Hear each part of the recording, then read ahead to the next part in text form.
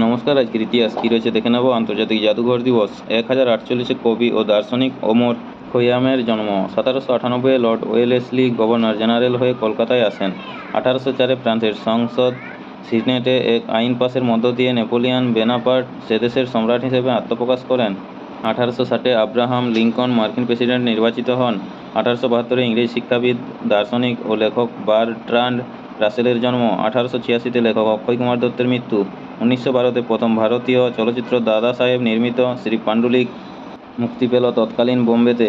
1933 ভারতের একাদশ প্রধানমন্ত্রী এইচ.ডি. দেবগৌড়ের জন্ম। 1934 চারণ কবি মুকুন্দ দাসের মৃত্যু। 1943 বিশিষ্ট বাঙালি চিকিৎসক ও শিক্ষাবিদ নীলরতন সরকারের মৃত্যু।